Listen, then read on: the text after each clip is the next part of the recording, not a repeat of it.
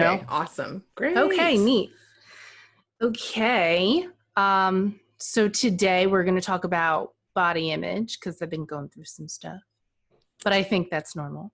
Um, yeah, so body image.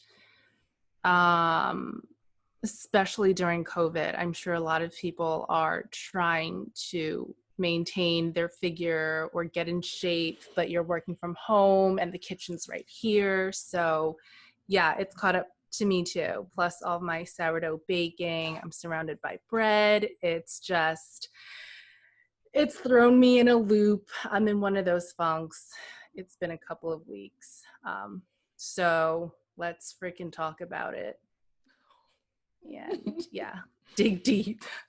Let's dig deep and talk about it. Yeah. I mean, honestly, like I'm sick of I get in these funks every once in a while, and I'm kind of just to the point where I'm like, I'm sick of getting into these funks. Like, I just want to address it, heal it, pack it up, and just never have it bother me, which I know is just kind of impossible. But anyway, so that's where I'm at.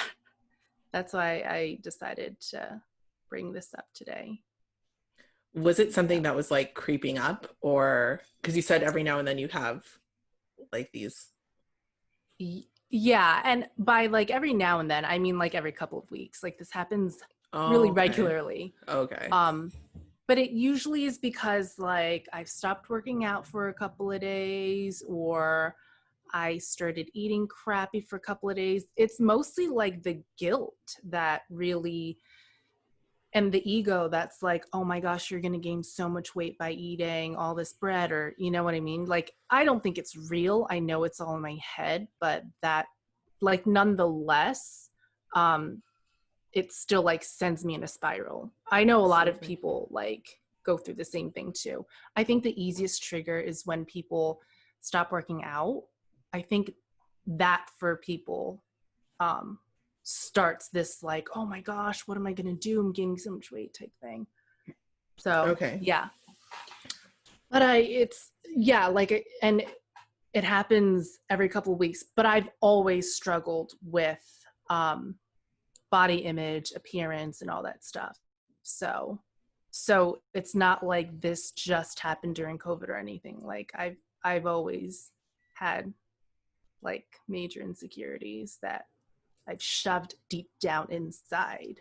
So now I'm gonna try to let it out and work through it. Yeah. Um, Okay. So do you feel like it's gotten better or worse? Like if you can even measure it that way, or is it just different? Like, since because you said you've always had it, like, has it changed from when you were younger to now that you're an adult? yeah, in some ways it has. In some ways, it hasn't, which is really why I was like, okay, I think it's time. Like there's still some like there's still some things, there's still some painful moments that when I think about like, and I don't want to call it bullying, I don't think it was bullying, but when I think about incidents that made me self-aware as a kid, it still kind of stings. So that's when I realized like, okay, maybe it's time to like unpack this stuff. Mm-hmm. Um, a lot of it would be, sorry. Yeah, a lot of it kind of stemmed from like growing up in an Asian community. And I don't know if it's the same for you, Mm-hmm. but being 5'7" and curvy and pretty much having this shape of body and height this entire time in the 90s, which like I'll explain why the 90s is significant later. But yeah, it's not easy. Um, I don't know if you have the same experience growing up, like around other skinny little Asians. I sure do. I Yeah. sure do. You hit the nail on the head for me. Yeah. Yeah. Explain your experience because I wonder if it's Oh like God. The same same. Z's. Yeah. Yeah, I mean, it's interesting because it's not necessarily like as you said that people bullied me or made fun of me. As a matter of fact, within my family specifically, for those of you who don't know, my family, I grew up in an Asian household. Um, we're Filipino, but we're tall Filipinos. So everyone in my family is tall, husky, you know. So it's which is rare for people who don't know yeah. Filipinos are not known usually for their like tiny height. little yeah. Not known for our size. But yeah, so there's that. And so I was fine in my household. It's when I went to school. So growing up in an Asian household means that I also grew up in an Asian community. So majority of the children in my school were Asian, and then the other were white. And then there was maybe like actually one, two, three, four Black girls over the time that I was in elementary school. So Right. It's not like there was four consistently. There were four there during my time there. Okay. So I was like the only one, my sister and I. And yeah, definitely going to school. And like once you start developing, like when we're younger, not so much, because I'm not that much taller. I was usually the tallest in the class, or in and around the tallest in the class, which never really seemed to be an issue. But as I started to develop towards the end of elementary school, I'll say, is when things started to become a little more apparent, because like I was thin, I was lean, I was active. So it wasn't really, I don't want to say an issue, but I definitely compared myself a lot to my Asian friends. All of my friends were Asian girls. They were thin, clothes fit them differently. And I didn't understand why. Like, I didn't understand why I couldn't dress like that. And like, with idols, like you brought up the 90s, I'm just going to touch on it a little bit, with idols such as like Britney Spears and Christina Aguilera. The height. Yes. Yeah. Like that was the height of, the 90s, long, like social, thin, lean, like body type, and like, low rise jeans and all that fun stuff. And like, that's just not how my body worked. Like I was, don't get me wrong, like looking at pictures back then, like what was I complaining about? But like in the moment, I just didn't feel like they reflected who I was. And I was so desperate to look like that. Body wise. I didn't think I was far off, but I knew that wasn't me, if that makes sense. So I would say that that's where a lot of my body image issues came from, was definitely my surroundings and making the mistake, which, we all do, of comparing myself to other people. Again, no one made fun of me. This was just me. Like it was all in my head. It was all in my head because I thought that I wanted to look like someone else. I don't know. And I guess also being the only like Black person or just other. I was the other person. It just felt weird to not look like everyone else. So you mentioned low-rise jeans. Can we just like burn that trend? I saw something that was like, it might be coming back. What do you think? Oh, and there was a meme that someone was like, I don't want to be dramatic, but I'd rather kill myself. And I feel the same way. Like seriously. Like I was never. It was the worst trend. Terrible. No, I don't think anyone can really pull it off except Britney Spears. And I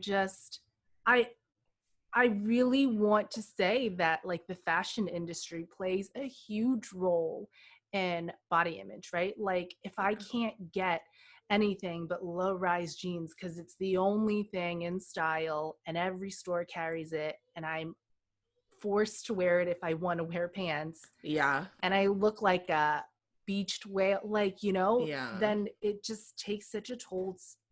It takes such a toll on your self-esteem. So that's a really good point.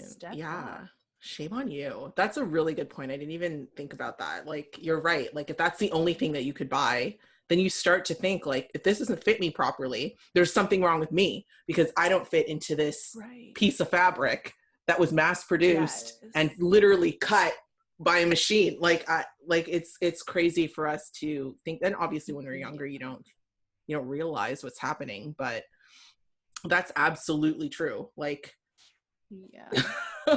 and the thing that I thought was so cool when I went to Canada was the diversity of your guys's style. Like Oh. You could go into this store and get like what's on trend, or you can go into this store and get classic pieces, and they're all like affordable for the everyday person, you know? Whereas here, what I feel like is if low-rise jeans are trendy, that's all you're getting. If crop tops are trendy, that's all you're getting. You can't go to like get I don't know, like a maxi dress that's not on trend um at like an easy to find store. You know what I mean?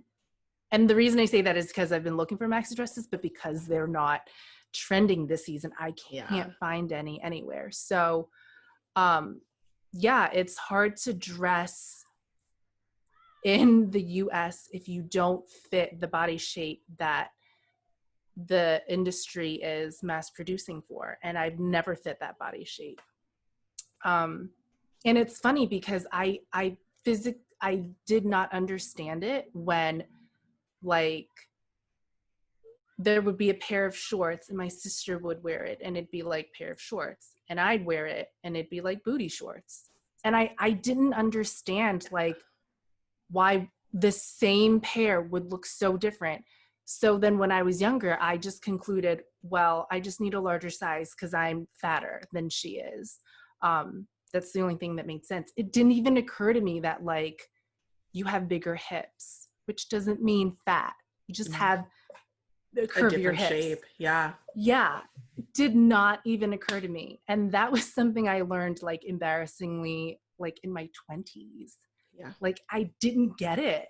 But it's because if you're surrounded like you were by, you know, people of different shapes, you inevitably compare yourself, and it, like you don't really see what the difference is, and your only like objective ruler are clothes, which is like a terrible ruler in itself, you know, to measure body shape. But yeah, mine started young too.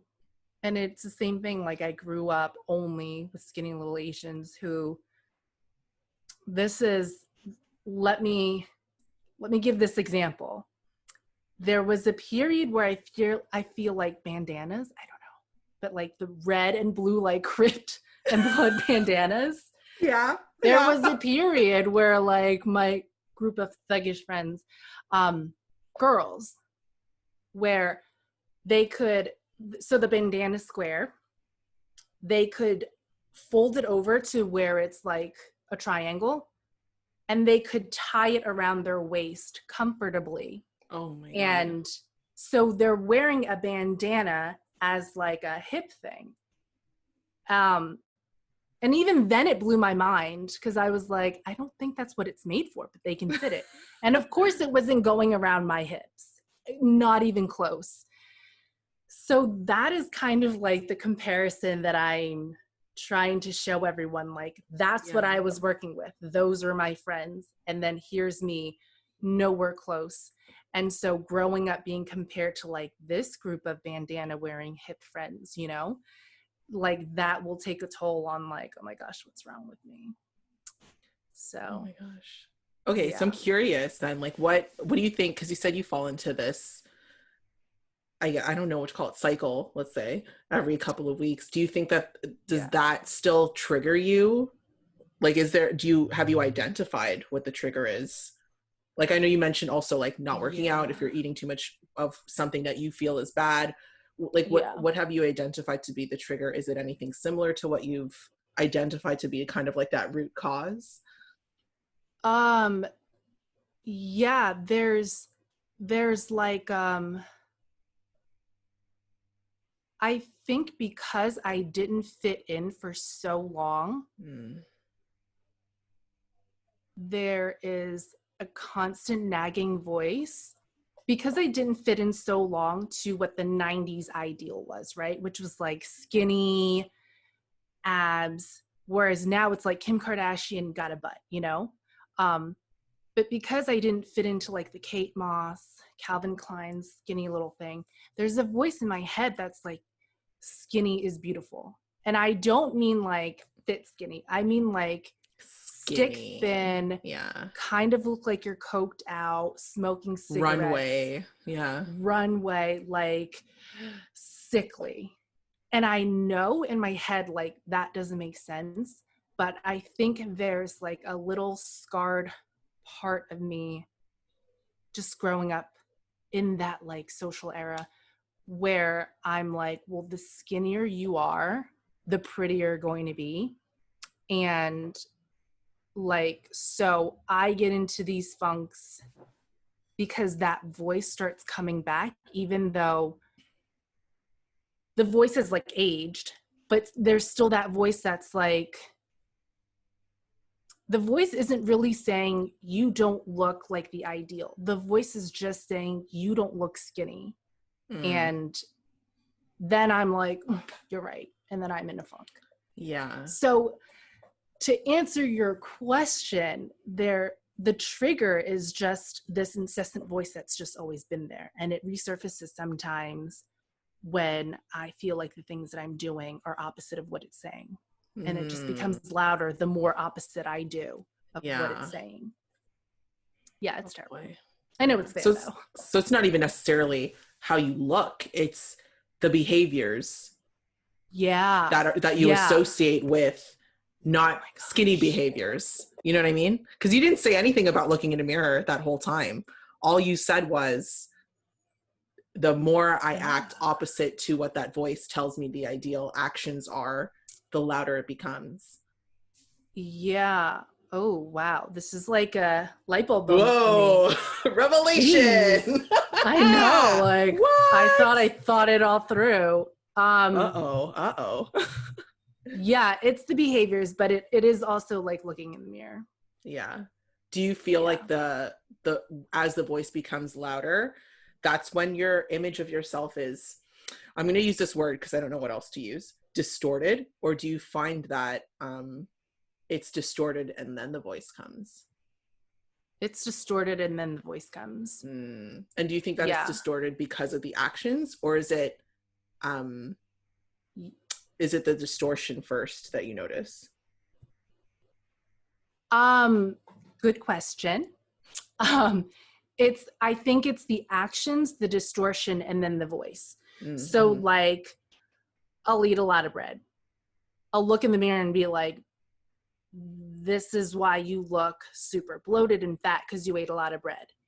And then the voice is like, so you're not skinny. So, and then it's like the whole cycle. And then I'm like, oh my God, I'm not skinny. And then I eat more bread. And then it just feeds itself. Yeah. Do you go through, like, am I the only one? You're not the only one. Tell me you go through something like this. I've had a few friends. It is interesting because I do feel like it's more common in the, like, I don't want to make this assumption, but there's just more statistics I feel to support that women experience more body image issues than men do. Yeah. And there's a myriad of reasons why. Like, a lot of it has to do with marketing, social media, all that fun stuff, plastic surgery, you know. And I feel I do have a lot of friends that have gone through body image issues, and unfortunately it's not something that we talk about often. Right. But yes, you're not the only one. I do go through, I'm not here to speak on behalf of anyone else, but I do go through some cycles. I would say, like, it's the voice I don't know if it'll ever go away. I think it's just something that's there. It's not there all the time. I've developed a new voice that kind of tells that voice to shut up. And it very much like you, a lot of it is circled around my actions. And once I pinpointed that, I changed my actions. And I'm not saying that it's easy. You know, I just told you before we started recording that I ate a box of crinkle cut cookies. Like, I wasn't joking. Like, this is the container. But I did that. And, you know, if this was, I don't know, 21-year-old Camille, 25-year-old Camille even maybe, I wouldn't feel good about that. I'd hate myself. I'd be very upset. In this moment, I don't care, because I know that the amount of actions that I'm taking to make myself feel good and feel healthy and feel happy and feel whole significantly outweighs this one box of crinkle cut cookies that I just ate. So that's kind of, I know that that's like probably a little bit of a cookie cutter response, but that's the only way that I knew and that I was able to kind of combat that voice and make another voice louder than it, because I Right. don't think that it's going to go away. I'm 31 years old and it's been with me since, I don't know, elementary school. So Yeah. again, I don't think it's going anywhere, but there is a way to make that voice not the superior voice, I feel. And it's just, Yeah. I don't know if it's this, obviously it's different for everyone, but for me, it was really just pinpointing what was making me feel that way.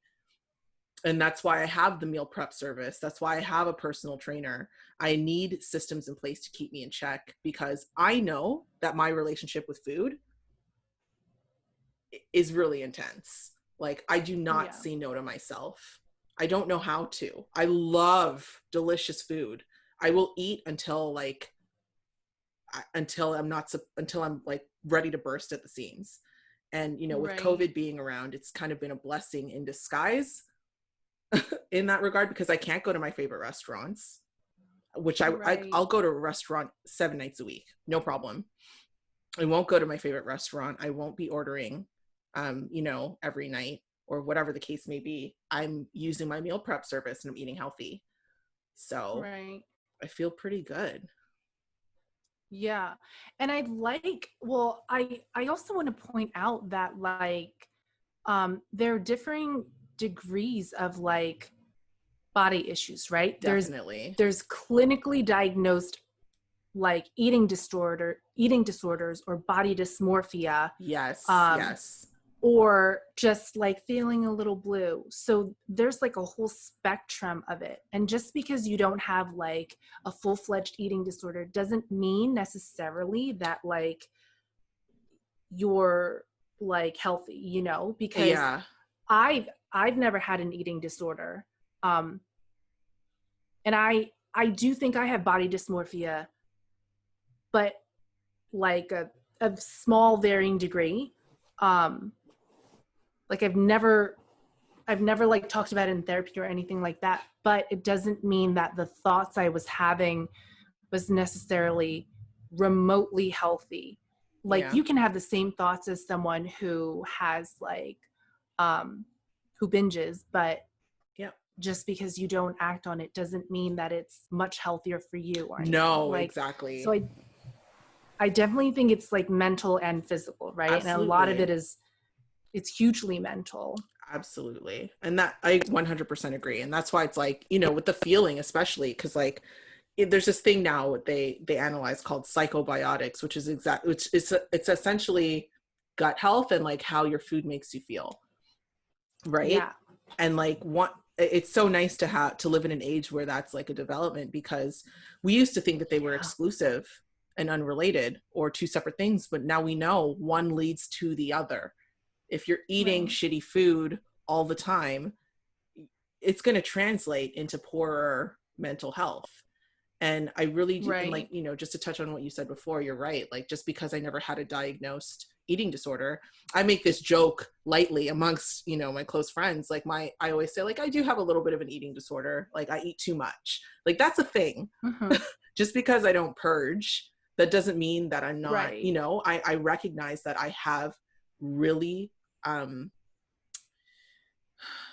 unstructured or just really loose limits around food. And I just, who knows, like if I were to continue down this road for X amount of years, that I wouldn't eventually turn to purging. But I try my best to put systems in place to support my success, because for so long, and Right. especially like a lot of it comes from inspiration from seeing how my grandparents are and how unhealthy they are. I do draw some inspiration from Right. that. Like I know very clearly what I will look like if I continue with the habits that I have. This feeling of like Right. not feeling healthy or not feeling good, and in that negative self-talk, is nothing compared to what I will look like and how I will feel and what my lifestyle will be like should I continue to make those Right. choices. And I'm doing everything in my power to combat that. Now it's not even the Yeah. voice, it's just like the physical manifestation of what I will become should I not, Yeah. be healthier, be better, or whatever, That's however you want to yeah, phrase that's it. intense. Yeah. So Yeah. Ooh. Who like who do we want to blame for this? Right? Like Blame. Oh if no. you were to like blame someone, something, some anything, That's a good question. who would you blame for having like switched up your innocent like childhood Yeah. view of yourself of being perfect, and then Yep. like who outed you and was like you look different, or what thing made you feel like Yeah, I I'm would not definitely blame like you. I think you hit the nail on the head when you said the fashion industry, but I think it's larger than that because a lot of my influences, I would say, came from, magazines and pop. And like, even after seeing like Beyonce and 3LW and bands like that in magazines, which was great because they kind of resembled me, their bodies didn't, so yeah I do fault whatever powers that may be that control the narrative for things like magazines and just media as a whole. I blame them because here yeah we are in 2020, almost 2021, and we're in a new age where people are curvy and they're themselves and they're famous. They're famous yeah and people love them. You know what I mean? And they're yeah making songs about it and they're killing it. And like, like Lizzo playing flute on stage in a onesie, yeah with her body being however it is. Like, she's just herself. Um, and that's a great thing. Like, I don't think that, as much as you and I had the voices in our heads or have the voices in our heads, I don't want to say that we're better off or worse off than anyone, but I can only imagine someone who, you know, doesn't look like us, who is maybe a little bit right bigger, growing up in the exact same influences. My sister, a perfect yeah example, she's always been bigger than me.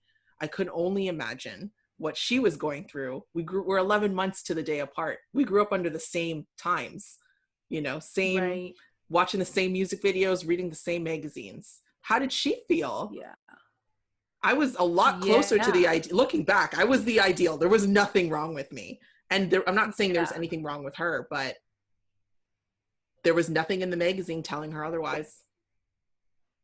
there's a lot of silent sufferers out there. Like I freaking know it. I know a It's lot of ridiculous. people are like, Absolutely. Absolutely. yeah, yeah. And and I seen it. There's a girl that I know who had, she was always the biggest girl in the school. Okay. Um, and she went to a different high school than me, but I always, like, I was nice. I liked her. So I always like made it a point to say hi to her or keep in contact with her through Facebook. Um, and she has an eating disorder, I think, because, and Yeah. she's still battling with, like, a lot of those demons, like people making fun of her and stuff like that. Cause like she's tried Mm. every diet, she's gone to the gym, and I only know this because she shared this with me. Oh, And like, yeah. she's resorted to some pretty unhealthy habits. It breaks my heart. It's It like terrible. truly breaks my heart. It's terrible. And like, while I do blame media because they're portraying an ideal, right? It's their job to. But I that's get it. but why is I don't that the agree with ideal? it Yeah. It's just because they have to choose something that we need to live up to so they can sell us stuff. I get that. I totally don't agree with it.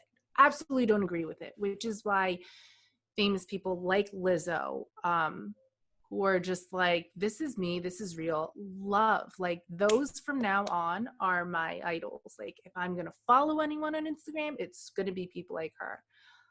But I will also say there were actual people in my life that contributed to this, like as a kid, I think it's important to point out, you don't know that you're bigger than anyone. You don't know that you weigh 50 yeah. pounds more than the kid next to you unless someone says, hey, you're fat, or hey, you're heavy, or Yeah. why do you jiggle, You don't know as a kid Ugh. that you're any different. And it goes with race. You don't know that you're Asian until someone holds a mirror and is like, and reflects it back to you, right? Like you don't know anything's different until someone says you're different, you look different. And that's what happened to me as a kid too. Like, I didn't know any different. I didn't know my calves were any bigger than this girl's until she said it to me. I didn't know I was bigger than my sister until like someone said it to me, and I was like, oh, I didn't know it was a thing. I truly didn't know it was a thing that like my sister and I were different. It was just like my sister and I, you know? But it's when someone compares you, that's when you start to like adopt that comparison mentality in your head. And that's how we start to compare ourselves to other people. Like someone does it to us, and then we take that practice and then we do it to ourselves.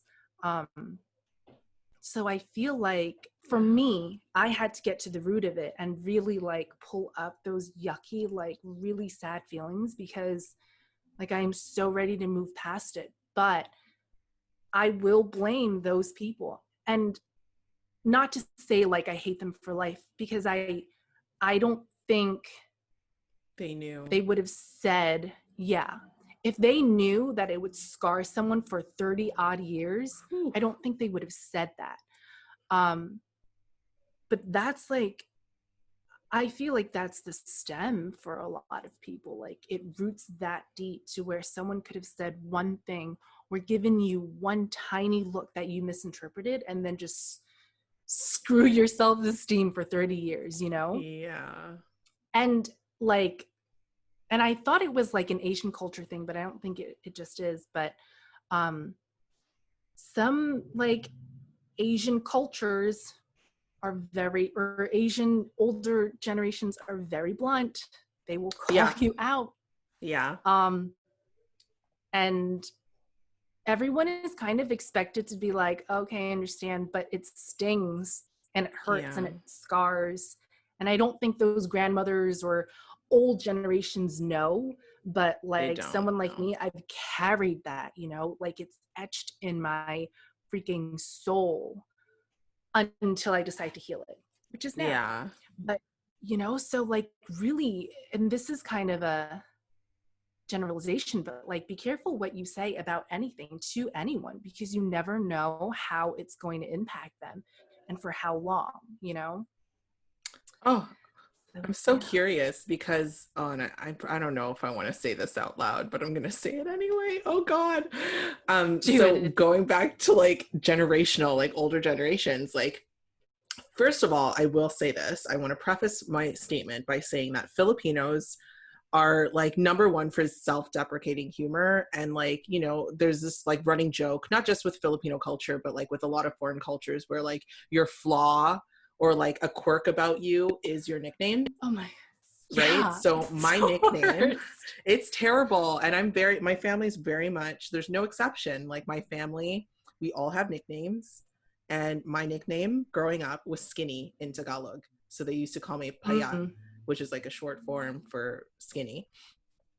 And my sister's nickname was Taba, which is chubby.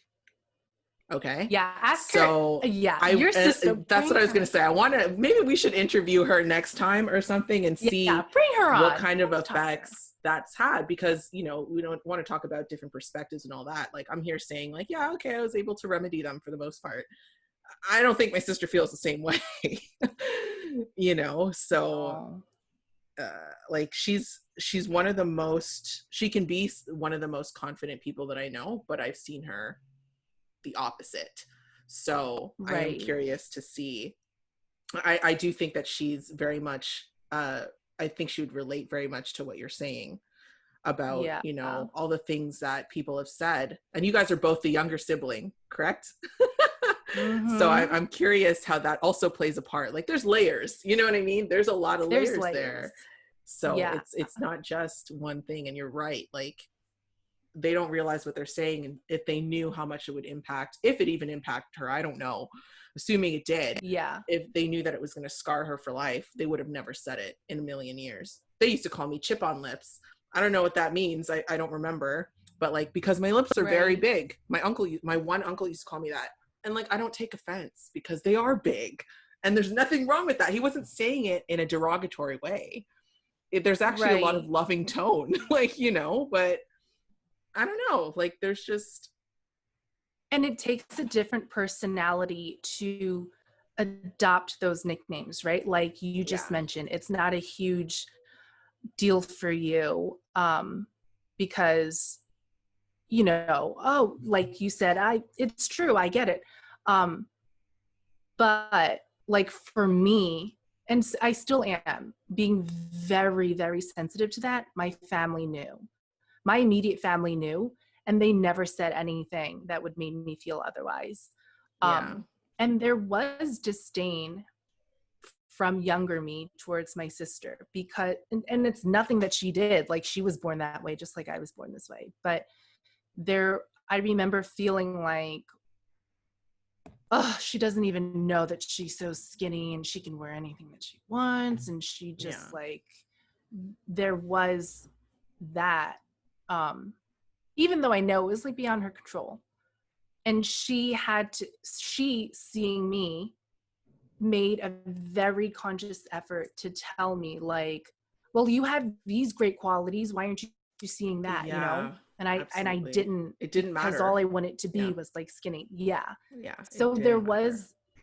there was like a competition in my head of like, it was, no, it wasn't competition, but there was like disdain towards my sister just because she had the ideal body type. Right. um but she's also then became a huge contributor in building my self-esteem because she made me look at the things that I wasn't seeing. So Right.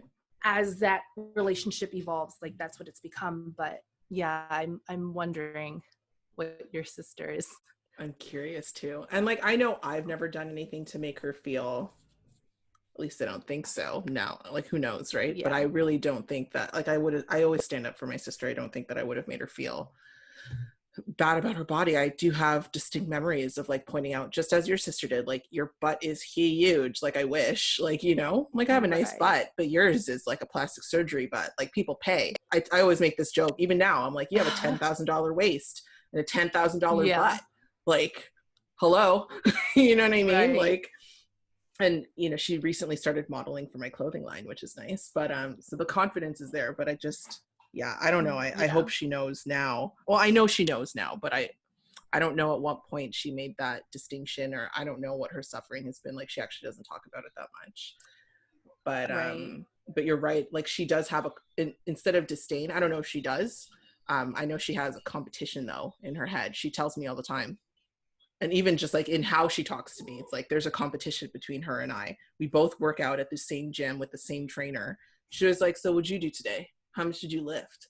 And I'm like, like it's Mm. not like I'm not there. Like we have different goals, different bodies, but like she's over here trying to Yeah. like, you know, out row me and like out squat me and out bench me and all this stuff. So it's really Yeah. interesting. And correction from earlier, it's chiffon lips, but my uncle had an accent, so it's chiffon lips. I just wanted to throw that out there. Yeah, those nicknames. Oh my But god. yeah, like you just never know how like those insecurities are gonna like manifest themselves, Yeah. and when they'll like end. But how, like what have you done to kind of counterbalance it or to work on it? You said that you've set up a whole process where like you know that you're doing healthier things, so that kind of counteracts those negative thoughts.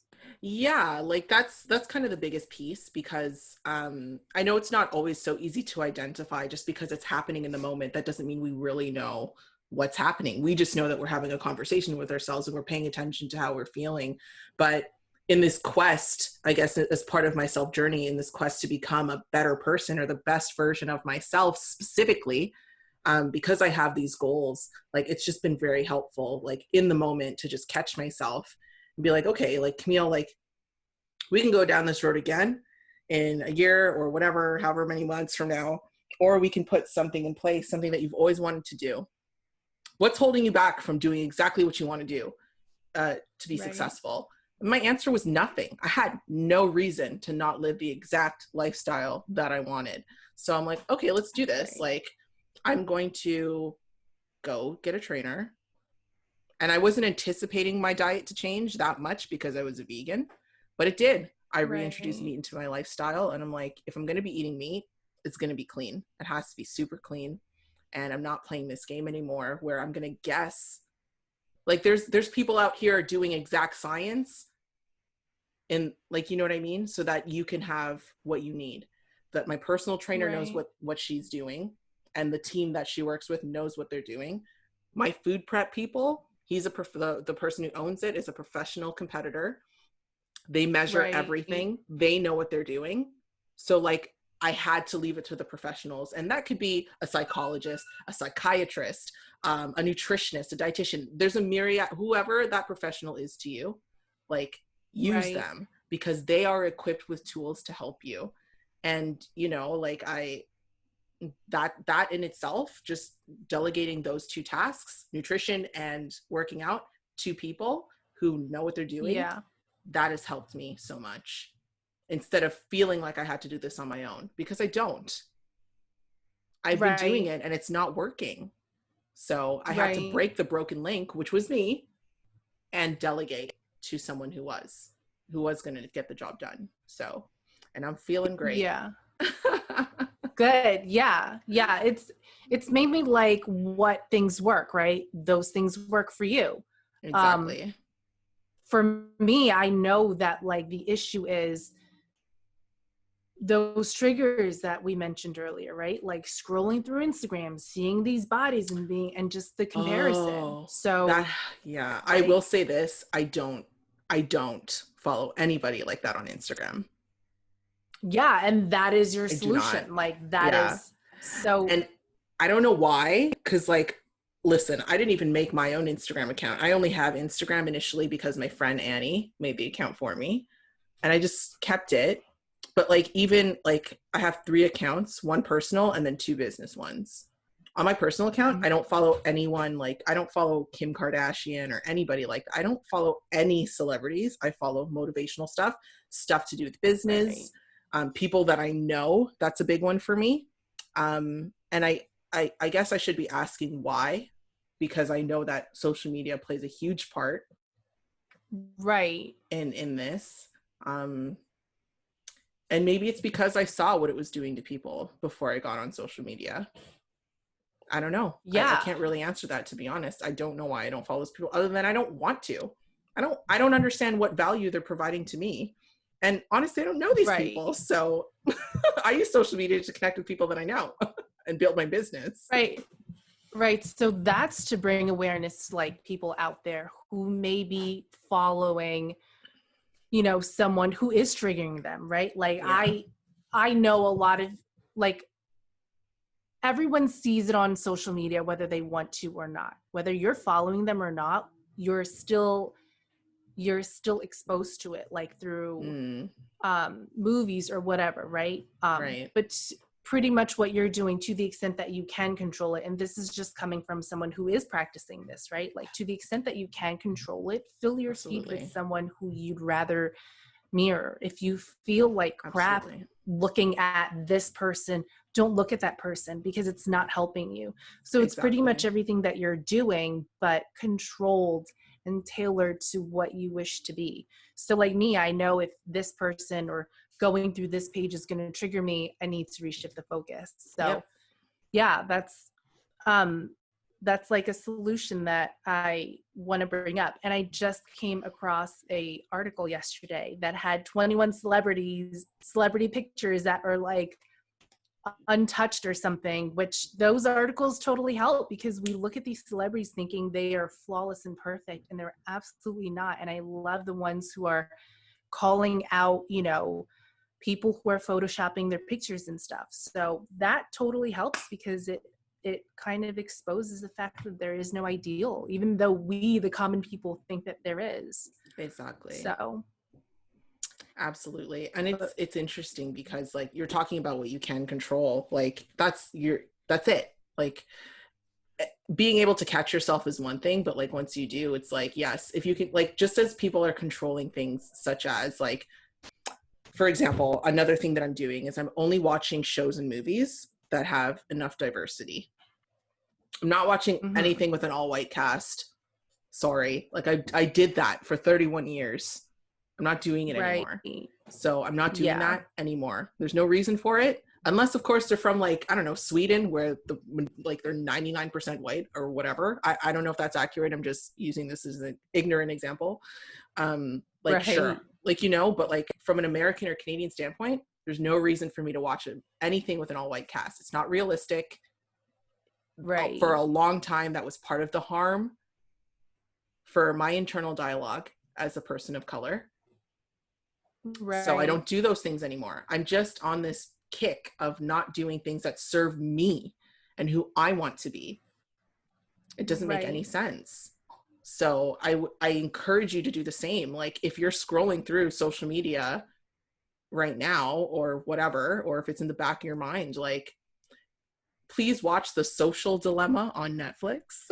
It's apparently a really good documentary, or it is a really good documentary, explaining how social media works and how it preys on your, you know, your interests and insecurities, because whatever you're looking at that's causing you harm mentally and emotionally, it's only going to multiply over time, because those are the things that you're paying attention to. And I want to go back to kind of what we were talking about last week about paying attention to the love, the things that bring you joy.